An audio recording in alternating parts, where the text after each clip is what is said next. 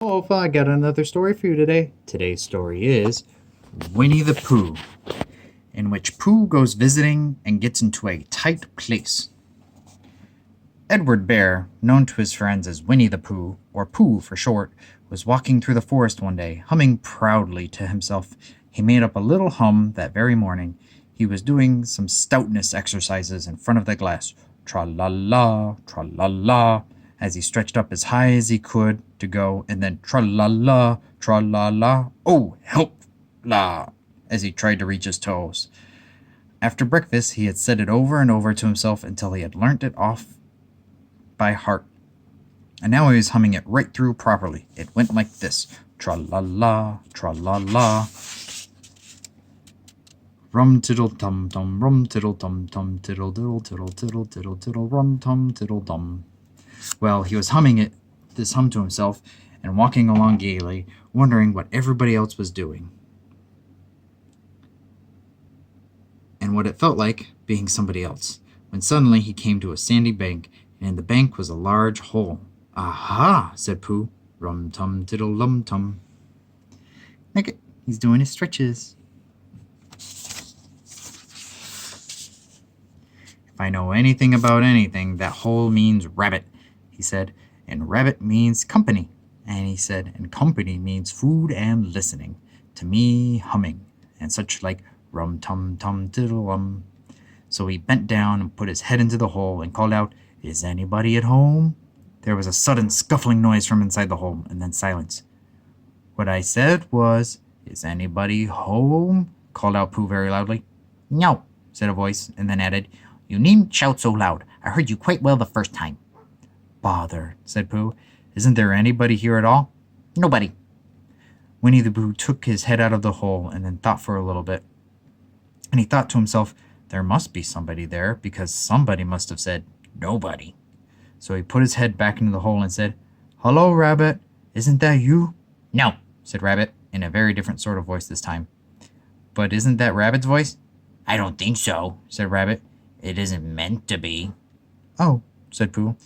He took his head out of the hole and had another think, and then put it back in and said, Well, you could very kindly tell me where Rabbit is. He has gone to see his friend Pooh Bear. He has gone to see his friend Pooh Bear, who is a great friend of his. But this is me, said Bear, very much surprised. What sort of me?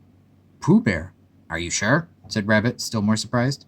Quite sure, said Pooh. Oh, well then come on in. So Pooh pushed and pushed and pushed his way through the hole, and at last he got in. You are quite right, said Rabbit, looking at him all over. It is you. Glad to see you. Who did you think I was? Well, I wasn't sure. You know how it is in the forest. One can't have anybody coming into one's house. One has to be careful. What about a mouthful of something? Pooh always liked a little something at 11 o'clock in the morning, and he was very glad to see Rabbit getting out the plates and mugs, and when Rabbit said, Honey or condensed milk with your bread, he was so excited that he said, Both! And then, as to not seem greedy, he added, But don't bother about the bread, please. And for a long time after he said nothing, until at last, humming to himself in a rather sticky voice, he got up, shook Rabbit lovingly by the paw, and said he must be going on. Must you? Said Rabbit politely. Well, said Pooh, I could only stay a little longer if you... And he tried very hard to look in the direction of the larder. As a matter of fact, said Rabbit, I was going out myself directly. Oh, well then, I'll be going too. Goodbye. Well, goodbye if you're sure you won't have any more. Is there any more? Asked Pooh quickly. Rabbit took the covers off the dishes and said, No, there wasn't. I thought not, said Pooh, nodding to himself. Well, goodbye. I must be going on. So he started to climb out of the hole. He pulled with his front paws, and he pushed with his back paws, and in a little while his nose was out in the open again, and then his ears, and then his front paws, and then his shoulders, and then... Oh, help, said Pooh. I better go back. Oh, bother, said Pooh. I shall have to go on. I can't do either, said Pooh. Oh, help and bother. Now by this time Rabbit wanted to go for a walk too, and finding the front door full, he went out the back door and came around to Pooh and looked at him and said, Hello, are you stuck? He asked. No, said Pooh carelessly, just resting and thinking and humming to myself. Here, give us a paw. Pooh Bear stretched out a paw, and Rabbit pulled and pulled and pulled. Ow! Cried Pooh. You're hurting. The fact is, said Rabbit, you're stuck.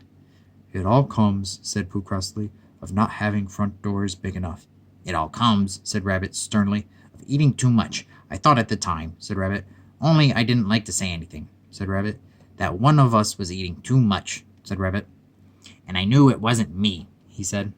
Well, I shall go fetch Christopher Robin. Christopher Robin lived at the other end of the forest, and when he came back with Rabbit and saw the front half of Pooh, he said, Silly old bear, in such a loving voice that everybody felt quite hopeful again. I was just beginning to think, said Bear, sniffling slightly, that Rabbit might never be able to use his front door again, and I should hate that. He said, So should I, said Rabbit. Use his front door again, said Christopher Robin. Of course he'll use his front door again. Good, said Rabbit. If we can't pull you out, Pooh, we might push you back. Rabbit scratched his whiskers thoughtfully and pointed out that when once Pooh was pushed back, he was back, and of course nobody was more glad to see Pooh than he was. Still, there it was. Some lived in trees and some lived underground, and You mean I never get out? Said Pooh. I mean, said Rabbit, you have gotten so far, it might seem a pity to waste it. Christopher Robin nodded. And there's only one thing to be done, he said. We will have to wait for you to get thin again. How long does that take? How long does getting thin take? Asked Pooh anxiously. About a week, I should think. But I can't stay here for a week. You can stay here all right, silly old bear. It's getting you out which is difficult. We'll read to you, said Rabbit cheerfully. And I hope it won't snow, he added. And I say, old fellow, you're taking up a good deal of room in my house. Do you mind if I use your back legs as the towel horse? Because, they are doing nothing, and it would be very convenient just to hang towels on your feet. A week, said Pooh gloomily. What about meals? I'm afraid no meals, said Christopher Robin, because of getting thin quicker, but we will read to you. Bear began to sigh, and then he found he couldn't because he was so tightly stuck, and a tear rolled down his eyes as he said, Then would you read a sustaining book, such as would help and comfort a wedged bear in a great tightness? So for a week, Christopher Robin read that sort of book at the north end of Pooh and Rabbit. Hung his washing on the end, and in between the bear felt himself getting slenderer and slenderer, and at the end of the week, Christopher Robin said, Now!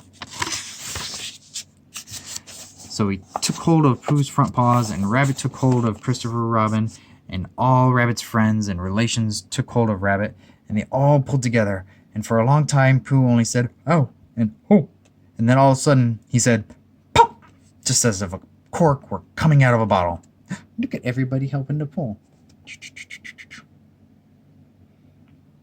And Christopher Robin and Rabbit and all Rabbit's friends and relations went head over heels backwards, and on top of them came Winnie-the-Pooh, free. So, with a nod of thanks to his friends, he went on with his walk through the forest, humming proudly to himself. But Christopher Robin looked after him lovingly and said to himself, Silly old bear. The end. That bear is silly getting stuck in such a tiny spot. Well, I love you and I miss you, and I'll talk to you soon. Bye.